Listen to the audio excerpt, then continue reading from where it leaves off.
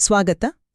ಇವತ್ತು ನಾವು ಚರ್ಚೆ ಮಾಡ್ತಿರೋ ವಿಷಯ ಆ ಭಾಗವತ ಪುರಾಣದ 12ನೇ ಸ್ಕಂದದಲ್ಲಿ ಬರುವ ಯಾಜ್ಞವಲ್ಕ್ಯರ ಒಂದು ಪ್ರಸಿದ್ಧ ಸ್ತುತಿ.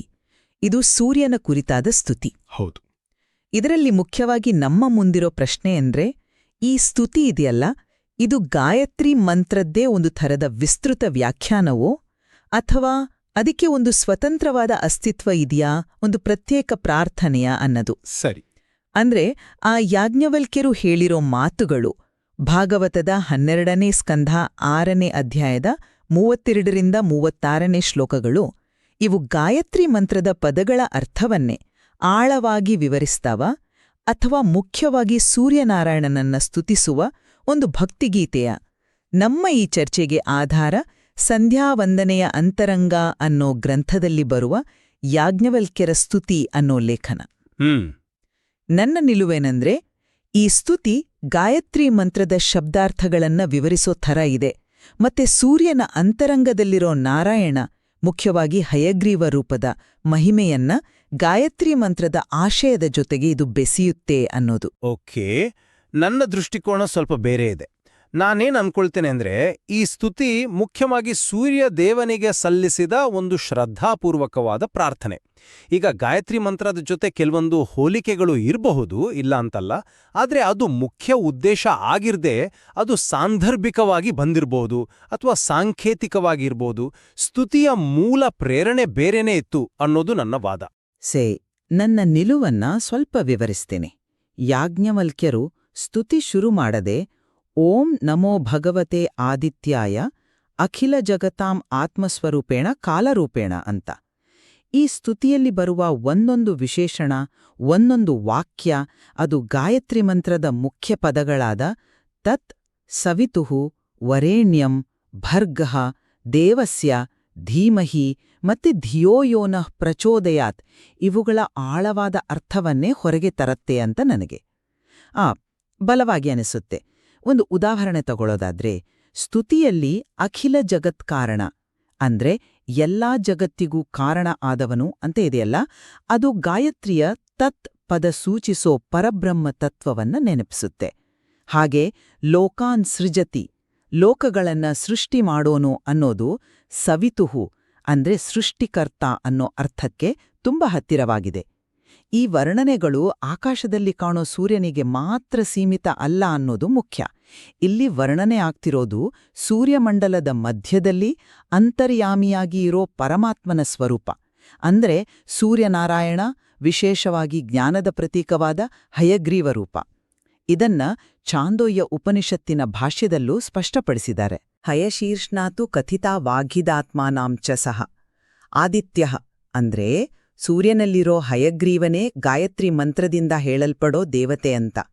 ಅಷ್ಟೇ ಅಲ್ಲ, ಭಾಗವತದ ಕೊನೆಯಲ್ಲಿ ಉಗ್ರಶ್ರವ ವಸುದೇವರ ಮಾತಿದೆ, ಏವಂ ಸ್ತುತಃ ಸ ಭಗವಾನ್ ವಾಜಿರೂಪಧರೋ ಹರಿ, ಅಂದ್ರೆ ಹೀಗೆ ಸ್ತುತಿಸಲ್ಪಟ್ಟ ಕುದುರೆ ಮುಖದ ಹರಿ ಹಯಗ್ರೀವ.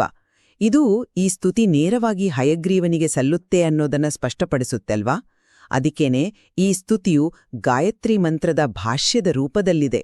ಗಾಯತ್ರಿ ಭಾಷ್ಯ ರೂಪೋತ್ಸವ ಅಂತ ಹೇಳೋದು ಸರಿಯಾಗಿದೆ ಅನಿಸುತ್ತೆ. ಅಂದ್ರೆ ಒಂದು ಅಧಿಕೃತ ವಿವರಣೆ ತರಹ ಇದೆ.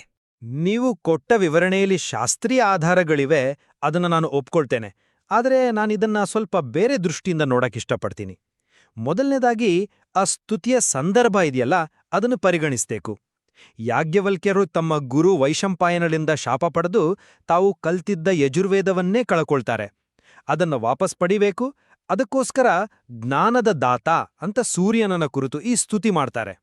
ಹಾಗಾಗಿ ಆ ಶಾಪದಿಂದ ಮುಕ್ತಿ ಮತ್ತೆ ವೇದಜ್ಞಾನವನ್ನ ಪಡೆಯೋದು ಇದು ಸ್ತುತಿಯ ತಕ್ಷಣದ ಬಹುಶಃ ಮುಖ್ಯ ಉದ್ದೇಶ ಆಗಿರ್ಬೋದು ಅಲ್ವಾ? ಈಗ ಸ್ತುತಿಯಲ್ಲಿರೋ ಪದಗಳನ್ನ ಗಾಯತ್ರಿ ಮಂತ್ರದ ಪದಗಳ ಜೊತೆ ಹೋಲಿಸಿ ಅರ್ಥ ಮಾಡ್ಕೊಳ್ಳೋದು ಅದು ವಿದ್ವಾಂಸರು ವಾಡೋ ಒಂದು ಒಳ್ಳೆ ವ್ಯಾಖ್ಯಾನ ಕ್ರಮ, ಹೌದು. ಆದರೆ ಯಾಜ್ಞವಲ್ಕ್ಯರು ಈ ಸ್ತುತಿಯನ್ನ ರಚನೆ ಮಾಡಬೇಕಾದ್ರೆ ನಾನು ಗಾಯತ್ರಿ ಮಂತ್ರಕ್ಕೆ ವ್ಯಾಖ್ಯಾನ ಬರಿತಾ ಇದ್ದೀನಿ ಅಂತ ಅದೇ ಉದ್ದೇಶ ಇಟ್ಕೊಂಡಿದ್ರು ಅಂತ ಖಚಿತವಾಗಿ ಹೇಳಕ್ಕಾಡುತ್ತಾ? ಆಮೇಲೆ ಬೃಹತಿ ಸಹಸ್ರ ಅಂತ ಒಂದು ತತ್ವ ಇದೆ. ಅದರ ಪ್ರಕಾರ ದೇವತೆಗಳನ್ನ ಸ್ತುತಿ ಮಾಡಬೇಕಾದ್ರೆ ಅವರಿಗೆ ಸರಿಹೊಂದುವ ಗುಣಗಳನ್ನ ಅವರಲ್ಲೂ, ಹೊಂದದೇ ಇರುವ ಗುಣಗಳನ್ನ ಅಂದ್ರೆ ಪರಮಾತ್ಮನಿಗೆ ಮಾತ್ರ ಅನ್ವಯ ಆಗೋ ಗುಣಗಳನ್ನ ಅವರ ಅಂತರ್ಯಾಮಿಯಾದ ಪರಮಾತ್ಮನಲ್ಲಿ ತಿಳಿಬೇಕು ಅಂತ. ಹಾಗಾಗಿ ಸ್ತುತಿಯಲ್ಲಿ ಬರುವ ಪ್ರತಿಯೊಂದು ವಿಶೇಷಣವನ್ನು ನೇರವಾಗಿ ಗಾಯತ್ರಿ ಮಂತ್ರದ ಪದಗಳಿಗೆ ಕರಾರುವಾಗ ಅನ್ವಯಿಸಲೇಬೇಕು ಅಂತ ಏನಿಲ್ಲ. ಕೆಲವು ಸಾಮ್ಯತೆಗಳು ಇರ್ಬೋದು, ಸಹಜವಾಗಿ ಬಂದಿರ್ಬೋದು. ಯಾಕೆಂದ್ರೆ ಪರಮಾತ್ಮನ ಸಾಮಾನ್ಯ ಗುಣಗಳನ್ನು ವರ್ಣಿಸುವಾಗ ಹಾಗಾಗ್ಬೋದು.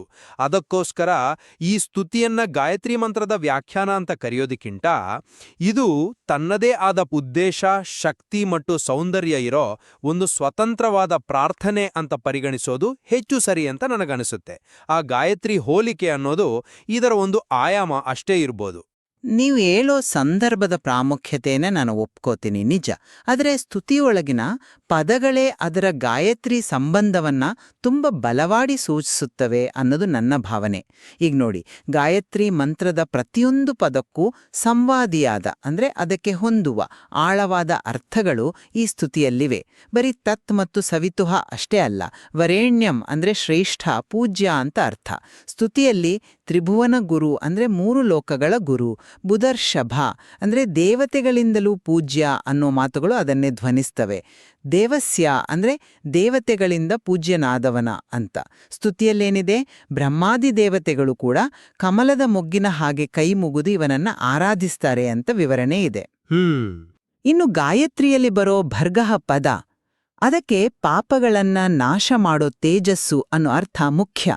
ಸ್ತುತಿಯಲ್ಲಿ ಸೂರ್ಯ ಕತ್ತಲೆಯನ್ನೋ ಹೆಬ್ಬಾವು ನುಂಗಿದ ಲೋಕಕ್ಕೆ ಬೆಳಕು ತಂದು ಅಚೇತನವನ್ನ ಓಡಿಸ್ತಾನೆ ಅಂತ ವರ್ಣನೆ ಇದೆ. ಇದು ಪಾಪರೂಪವಾದ ಅಜ್ಞಾನ ಅನ್ನೋ ಕತ್ತಲನ್ನ ನಾಶ ಮಾಡೋ ಭರ್ಗಃ ತತ್ವಕ್ಕೆ ಸಮಾನವಾಗಿದೆ ಅಲ್ವಾ? ಹಾಗೆಯೇ ಪ್ರತಿದಿನ ವೇದೋಪನಿಷತ್ತುಗಳಿಂದ ಸ್ತುತಿಸುವ ಭಕ್ತರ ಪಾಪರಾಶಿಯನ್ನು ಸುಟ್ಟು ಹಾಕುವ ಭಗವಂತನ ತಪನಮಂಡಲವನ್ನು ಧ್ಯಾನಿಸುತ್ತೇವೆ ಅನ್ನೋ ವಾಕ್ಯ, ಇದು ನೇರವಾಗಿ ಪಾಪನಾಶಕ ಶಕ್ತಿಯನ್ನೇ ಹೇಳುತ್ತೆ. ಧೀಮಹಿ ಅಂದ್ರೆ ಧ್ಯಾನಿಸುತ್ತೇವೆ. ಸ್ತುತಿಯಲ್ಲಿ ಸಮಭೀಮಹೆ ಅಂದ್ರೆ ಧ್ಯಾನಿಸುತ್ತೇವೆ ಅನ್ನೋ ಪದವೇ ಇದೆ. ಎಲ್ಲಕ್ಕಿಂತ ಮುಖ್ಯವಾಗಿ ಧಿಯೋ ಯೋನಃ ಪ್ರಚೋದಯಾತ್, ಯಾರು ನಮ್ಮ ಬುದ್ಧಿಗಳನ್ನ ಪ್ರೇರೇಪಿಸುವನೋ ಅನ್ನೋ ಗಾಯತ್ರಿಯ ಮುಖ್ಯ ಪ್ರಾರ್ಥನೆ ಇದೆಯಲ್ಲ, ಅದಕ್ಕೆ ಸ್ತುತಿಯಲ್ಲಿ ಅತ್ಯಂತ ಸ್ಪಷ್ಟವಾದ ವಿಸ್ತೃತವಾದ ವಿವರಣೆ ಇದೆ ನೋಡಿ. ಯ ಇಹ್ರವಾವಚರಚರ ನಿಕಾಯಾನಾಂ ಸತ್ತಾನಾಂ ಮನ ಇಂದ್ರಿಯ ಸುಗಣಾನಾಂ ಮಾತ್ಮನಃ ಸತತಂ ಸ್ವಯಮಾತ್ಮ ಅಂತರ್ಯಾಮಿ ಪ್ರಚೋದಯಾತ್ ಅಂದ್ರೆ ಯಾರು ಈ ಜಗತ್ತಿನ ಸ್ಥಾವರ ಜಂಗಮ ಜೀವಿಗಳ ಮನಸ್ಸು, ಇಂದ್ರಿಯ, ಪ್ರಾಣ ಸಮೂಹವನ್ನ ತಾನೇ ಆತ್ಮನಾಗಿ ಅಂತರ್ಯಾಮಿಯಾಗಿ ನಿರಂತರವಾಗಿ ಪ್ರೇರೇಪಿಸುತ್ತಾನೋ. ಈ ಹೋಲಿಕೆಗಳು ಇವು ಸುಮ್ಮನೆ ಕಾಕತಾಳೀಯ ಅಲ್ಲ, ಬದಲಿಗೆ ಗಾಯತ್ರಿಯ ತಿರುಳನ್ನೇ ವಿಸ್ತರಿಸೋ ಹಾಗೆ ಇವೆ. ನೀವು ಮಾಡಿದ ಪದಗಳ ಹೋಲಿಕೆ ಇದೆಯಲ್ಲ, ಅದು ಬಹಳ ವಿವರವಾಗಿದೆ, ತಾರ್ಕಿಕವಾಗೂ ಇದೆ. ಆದರೆ ನನ್ನ ಮೂಲ ಪ್ರಶ್ನೆ ಇನ್ನೂ ಹಾಗೇ ಉಳಿದಿದೆ. ಈ ಪದದ ಹೊಂದಾಣಿಕೆ ಮಾಡೋದು, ಇದು ನಾವು ಇವತ್ತು ಮಾಡ್ತಾ ಇರೋ ಒಂದು ವಿದ್ವತ್ಪೂರ್ಣ ವಿಶ್ಲೇಷಣೆನಾ, ಅಥವಾ ಯಾಜ್ಞವಲ್ಕ್ಯರು ಅವರೇ ಸ್ವತಃ ಇದೇ ವಿನ್ಯಾಸದಲ್ಲಿ ಇದನ್ನ ರಚನೆ ಮಾಡಿದ್ರ? ಈಗ ನೀವು ಹೇಳಿದಾಗೆ ಧಿಯೋ ಯೋನ ಪ್ರಚೋದಯಾತ್ ಮತ್ತು ಅದಕ್ಕೆ ಸಂವಾದಿಯಾದ ಸ್ತುತಿಯ ಭಾಗ, ಇವೆರಡರ ನಡುವಿನ ಸಂಬಂಧ ತುಂಬಾ ಸ್ಪಷ್ಟವಾಗಿದೆ, ಹೌದು, ಒಪ್ಕೊಳ್ತೀನಿ. ಆದ್ರೆ ತತ್ಪದವನ್ನ ಅಖಿಲ ಜಗತ್ ಕಾರಣ ಅಂತ ಅರ್ಥ ಮಾಡ್ಕೊಳ್ಳೋದು ಅಥವಾ ಸವಿತುಹುವನ್ನ ಲೋಕಾನ್ಸೃಜತಿಗೆ ಹೊಂದಿಸೋದು, ಇವೆಲ್ಲ ವ್ಯಾಖ್ಯಾನಕಾರರ ವಿಶ್ಲೇಷಣಾ ಸಾಮರ್ಥ್ಯವನ್ನ ಅವಲಂಬಿಸಿರೋ ಹಾಗೆ ಕಾಣುತ್ತೆ. ಯಾಜ್ಞವಲ್ಕ್ಯರ ತಕ್ಷಣದ ಅಗತ್ಯ ಏನಾಗಿತ್ತು? ಶಾಪ ವಿಮೋಚನೆ, ವೇದ ಪ್ರಾಪ್ತಿ. ಅದು ಅವರ ಮನಸ್ಸಿನಲ್ಲಿ ಮುಖ್ಯವಾಗಿ ಇರ್ಲಿಲ್ವಾ? ಗಾಯತ್ರಿ ಮಂತ್ರದ ವ್ಯಾಖ್ಯಾನನೋ ಅರಿವು ಬಹುಶಃ ಆಮೇಲೆ ಬಂದಿರಬಹುದಲ್ವೇ? ನೀವ್ ಹೇಳ್ದಾಗೆ ಸ್ತುತಿಯಲ್ಲಿ ಭಗವನ್, ಈಶ್ವರ, ತ್ರಿಭುವನ ಗುರು ಅನ್ನೋ ಪದಗಳು ಪರಮಾತ್ಮನನ್ನ ಸೂಚಿಸ್ತವೆ ಸರಿ, ಆದ್ರೆ ಸೂರ್ಯನನ್ನ ಪರಮಾತ್ಮನ ಒಂದು ಮುಖ್ಯ ವಿಭೂತಿಯಾಗಿ ಅವನ ಪ್ರತೀಕವಾಗಿ ಪೂಜೆ ಮಾಡುವಾಗ ಈ ಪದಗಳನ್ನ ಬಳಸೋದು ಸಾಮಾನ್ಯಲ್ವಾ? ಕೇವಲ ಈ ಪದಗಳ ಬಳಕೆ ಇರೋದ್ರಿಂದಲೇ ಇದು ಗಾಯತ್ರಿ ಮಂತ್ರದ ವ್ಯಾಖ್ಯಾನ ಅಂತ ನಿರ್ಣಾಯಕವಾಗಿ ಹೇಳಕ್ ಆಗತ್ತಾ? ಹಯಗ್ರೀವನೇ ಗಾಯತ್ರಿ ಮಂತ್ರದ ಮುಖ್ಯ ದೇವತೆ ಅನ್ನೋ ಶಾಸ್ತ್ರೀಯ ಆಧಾರ ಸರಿ, ಆದ್ರೆ ಈ ನಿರ್ದಿಷ್ಟ ಸ್ತುತಿಯೇ ಆ ಹಯಗ್ರೀವ ತತ್ವದ ಅಧಿಕೃತ ವ್ಯಾಖ್ಯಾನ ಅಂತ ಹೇಗೆ ಖಚಿತಪಡಿಸೋದು? ನಿಮ್ಮ ಸಂಶಯಗಳು ಅವು ಅರ್ಥವಾಗುವಂಥದ್ದೇ. ಆದರೆ ಇಲ್ಲಿ ನಾವು ಭಾಗವತದ ಸ್ವರೂಪವನ್ನೇ ಗಮನಿಸಬೇಕು. ಭಾಗವತ ಪುರಾಣ ಅನ್ನೋದು ಬರೀ ಕಥೆಗಳ ಸಂಗ್ರಹ ಅಲ್ಲ, ಅದನ್ನ ವೇದಾರ್ಥೋಪಬ್ರಂಹಿತಃ ಅಂತ ಕರೀತಾರೆ. ಅಂದ್ರೆ ಅದು ವೇದಗಳ ಗೂಢವಾದ ಅರ್ಥಗಳನ್ನ ಕಥೆ, ಸಂವಾದ, ಸ್ತುತಿಗಳ ಮೂಲಕ ವಿಸ್ತರಿಸಿ ಹೇಳೋ ಗ್ರಂಥ. ಭಾಗವತದ ಶ್ಲೋಕಗಳನ್ನ ಸಾಮಾನ್ಯವಾಗಿ ಶುದ್ಧ ಶ್ಲೋಕಗಳು ಅಂತ ಪರಿಗಣಿಸ್ತಾರೆ. ಅಂದ್ರೆ ಅವುಗಳಲ್ಲಿ ಮೇಲ್ನೋಟದ ಅರ್ಥದ ಜೊತೆಗೆ ಆಳವಾದ ತಾತ್ವಿಕ ಅರ್ಥಗಳು ಸೇರ್ಕೊಂಡಿರ್ತವೆ. ಇಂಥ ಒಂದು ಸಂದರ್ಭದಲ್ಲಿ ಭಾಗವತದಲ್ಲೇ ಗಾಯತ್ರೀ ಭಾಷ್ಯ ರೂಪೋಸೌ, ಈ ಸ್ತುತಿಯು ಗಾಯತ್ರೀ ಭಾಷ್ಯದ ರೂಪದಲ್ಲಿದೆ ಅಂತ ಹೇಳಿರುವಾಗ ಅದನ್ನ ಬರೀ ಒಂದು ಹೋಲಿಕೆ ಅಂತ ನಾವು ತಳ್ಳಿ ಹಾಕಕ್ಕಾಗಲ್ಲ. ಭಾಗವತಕಾರ್ಯರೇ ಅಥವಾ ಆ ಕಥೆಯನ್ನ ಹೇಳ್ತಾ ಇರೋ ಉಗ್ರಶ್ರವರೇ ಈ ಸ್ತುತಿಯ ಸ್ವರೂಪವನ್ನ ಗುರುತಿಸಿ ಹೇಳಿದ್ದಾರೆ ಅಂತ ನಾವು ತಿಳಿಬೇಕು. ಇದು ಅದರ ಅಧಿಕೃತ ಸ್ವರೂಪದ ಬಗ್ಗೆನೇ ಒಂದು ಸೂಚನೆ ಅಂತ ನನ್ನ ಭಾವನೆ. ಇನ್ನು ಸಂದರ್ಭದ ವಿಷಯಕ್ಕೆ ಬಂದ್ರೆ, ಯಾಜ್ಞವಲ್ಕ್ಯರು ವೇದಜ್ಞಾನಕ್ಕಾಗಿ ಪ್ರಾರ್ಥನೆ ಮಾಡಿದ್ದು ನಿಜ. ಆದರೆ ವೇದಗಳ ಮೂಲ ಸ್ವರೂಪವೇ ಜ್ಞಾನ. ಗಾಯತ್ರಿ ಮಂತ್ರ ಕೂಡ ಜ್ಞಾನ ಮತ್ತು ಬುದ್ಧಿಯ ಪ್ರಚೋದನೆಗಾಗಿ ಮಾಡೋ ಅತ್ಯುನ್ನತ ಪ್ರಾರ್ಥನೆ. ಹಯಗ್ರೀವನು ಜ್ಞಾನದ ಅಧಿದೇವತೆ. ಹಾಗಾಗಿ ಯಾಜ್ಞವಲ್ಕ್ಯರು ತಮ್ಮ ಉದ್ದೇಶಸಿದ್ಧಿಗಾಗಿ ಗಾಯತ್ರಿ ಮಂತ್ರದ ಸಾರವನ್ನೇ ವಿಸ್ತರಿಸಿ ಆ ಮಂತ್ರದ ಪ್ರತಿಪಾದ್ಯ ದೇವತೆಯಾದ ಸೂರ್ಯನ ಅಂತರ್ಯಾಮಿಯಾದ ಹಯಗ್ರೀವನನ್ನೇ ಸ್ತುತಿಸಿದ್ದು ಅತ್ಯಂತ ಸಹಜವಾಗಿದೆ, ತಾರ್ಕಿಕವಾಗಿದೆ. ಆ ಯ ಇಹ ವಾವಚರಚರ ಅನ್ನೋ ಭಾಗ ಇದೆಯಲ್ಲ, ಅದು ಬರೀ ಸೂರ್ಯನ ಭೌತಿಕ ಪ್ರಭಾವದ ವರ್ಣನೆಯಲ್ಲ. ಅದು ಎಲ್ಲಾ ಜೀವಿಗಳ ಅಂತರಂಗದಲ್ಲಿ ನಿಂತು ಅವರ ಮನಸ್ಸು, ಇಂದ್ರಿಯ, ಪ್ರಾಣಗಳನ್ನ ಚೇತನಗೊಳಿಸೋ ಪರಮಾತ್ಮನ ಕ್ರಿಯೆಯ ವರ್ಣನೆ. ಇದು ಧಿಯೋಯೋನಃ ಪ್ರಚೋದಯಾತ್ ಅನ್ನೋದರ ಬರೀ ಶಬ್ದಶಃ ಅನುವಾದ ಅಲ್ಲ, ಅದೊಂದು ಆಳವಾದ ತಾತ್ವಿಕ ವಿಸ್ತರಣೆ ಅಂತ ಹೇಳ್ಬಹುದು. ಅದು ಒಪ್ಪುವಂತಹ ವಾದವೇ. ಆದರೆ ಭಾಷ್ಯರೂಪೋಸೌ, ಭಾಷ್ಯದ ರೂಪದಲ್ಲಿದೆ ಅನ್ನೋ ಮಾತಿನ ಅರ್ಥದ ಬಗ್ಗೆ ನನಗಿನ್ನೂ ಸ್ವಲ್ಪ ಗೊಂದಲ ಇದೆ. ರೂಪ ಅಂದ್ರೆ ಹಾಗೆ ಕಾಣುವ, ಆ ಸ್ವರೂಪವನ್ನ ಹೋಲುವ ಅಂತನೂ ಅರ್ಥ ಮಾಡ್ಕೋಬೋದಲ್ವಾ? ಈಗ ಚಂದ್ರನ ರೂಪದ ಮುಖ ಅಂದ್ರೆ ಚಂದ್ರನ ಹಾಗೆ ಕಾಣುವ ಮುಖ, ಅದೇ ಚಂದ್ರ ಅಲ್ಲ. ಹಾಗೆ ಗಾಯತ್ರಿ ಮಂತ್ರದ ಭಾಷ್ಯದಂತೆ ಕಾಣುವ ಸ್ತುತಿ ಅಂತ ಆಗಬಹುದೇ ಹೊರತು ಇದೇ ಗಾಯತ್ರಿ ಮಂತ್ರದ ಏಕೈಕ ಅಥವಾ ಅಧಿಕೃತ ಭಾಷ್ಯ ಅಂತ ಖಚಿತವಾಗಿ ಹೇಳೋಕ್ಕಾಗುತ್ತಾ? ಭಾಗವತ ವೇದಾರ್ಥವನ್ನ ವಿಸ್ತರಿಸುತ್ತೆ ಅನ್ನೋದು ನಿಜ. ಆದರೆ ಆ ವಿಸ್ತರಣೆ ಯಾವಾಗ್ಲೂ ಪದಕ್ಕೆ ಪದ ಜೋಡಿಸೋ ವ್ಯಾಖ್ಯಾನದ ರೂಪದಲ್ಲೇ ಇರಬೇಕುಂಟೇನಿಲ್ಲ. ತಾತ್ವಿಕ ಸಾರವನ್ನ ಬೇರೆ ಬೇರೆ ರೂಪಕಗಳಲ್ಲಿ, ಕಥೆಗಳಲ್ಲಿ ಅಥವಾ ಇಂಥ ಸ್ತುತಿಗಳಲ್ಲಿ ಅದು ಹಿಡಿದುಡಿಬೋದು. ಹಾಗೆ ಸ್ತುತಿಯ ಪ್ರತಿಯೊಂದು ಪದ, ಪ್ರತಿಯೊಂದು ವಿಶೇಷಣವು ಕಡ್ಡಾಯವಾಗಿ ಗಾಯತ್ರಿ ಮಂತ್ರದ ಒಂದೊಂದು ನಿರ್ದಿಷ್ಟ ಪದಕ್ಕೆ ಅನ್ವಯಿಸಲೇಬೇಕು ಅನ್ನೋ ನಿಯಮ ಏನಾದ್ರೂ ಇದೆಯಾ? ಹಾಗೆ ಮಾಡಿದ್ರೆ ಆ ಸ್ತುತಿಗೆ ತನ್ನದೇ ಆದ ಸ್ವತಂತ್ರವಾದ ಕಾವ್ಯಾತ್ಮಕ ಸೌಂದರ್ಯ, ಭಾವನಾತ್ಮಕವಾದ ಆಳ ಮತ್ತೆ ಮಹತ್ವ ಇಲ್ವಾ? ಯಾಜ್ಞವಲ್ಕ್ಯರ ಭಕ್ತಿ, ಅವರ ಅಸಹಾಯಕತೆಯಿಂದ ಬಂದಿರೋ ಆರ್ಥತೆ, ಜ್ಞಾನಕ್ಕೆ ಅವರ ಹಂಬಲ, ಇದೆಲ್ಲದರ ಅಭಿವ್ಯಕ್ತಿಯಾಗಿ ಈ ಸ್ತುತಿಗೆ ಒಂದು ಸ್ವಂತ ಮೌಲ್ಯ ಇಲ್ವಾ? ಅದನ್ನ ಬರೀ ಗಾಯತ್ರಿ ಮಂತ್ರದ ವ್ಯಾಖ್ಯಾನ ಅನ್ನೋ ಚೌಕಟ್ಟಿಗೆ ಸೀಮಿತಗೊಳಿಸಿದ್ರೆ ಅದರ ಪೂರ್ಣ ಅರ್ಥಕ್ಕೆ ನಾವು ನ್ಯಾಯ ಒದಗಿಸಿದ ಹಾಗಾಗುತ್ತಾ?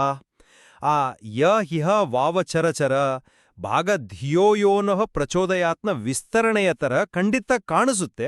ಆದರೆ ಅದು ಸೂರ್ಯನಾರಾಯಣನ ಸಾರ್ವಭೌಮತ್ವವನ್ನ, ಸರ್ವಾಂತರ್ಯಾಮಿತ್ವವನ್ನ ಮತ್ತು ಸರ್ವ ಪ್ರೇರಕತ್ವವನ್ನ ವರ್ಣಿಸೋ ಒಂದು ಸ್ವತಂತ್ರವಾದ ಭವ್ಯವಾದ ಕಾವ್ಯಾತ್ಮಕ ಸಾಲು ಕೂಡ ಹೌದಲ್ವೇ?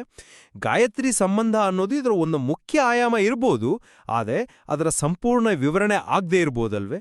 ನನ್ನ ದೃಷ್ಟಿಯಲ್ಲಿ ಯಾಜ್ಞವಲ್ಕ್ಯರ ಸ್ತುತಿ ಗಾಯತ್ರಿ ಮಂತ್ರದ ಆಳವಾದ ಅರ್ಥಗಳನ್ನ ಬಿಚ್ಚಿಡೋ ಒಂದು ವಿವರಣಾತ್ಮಕ ಸ್ತೋತ್ರವೇ ಆಗಿದೆ. ಇದು ಕೇವಲ ಸೂರ್ಯನ ಮೇಲ್ಮೈ ಸ್ತುತಿ ಅಲ್ಲ.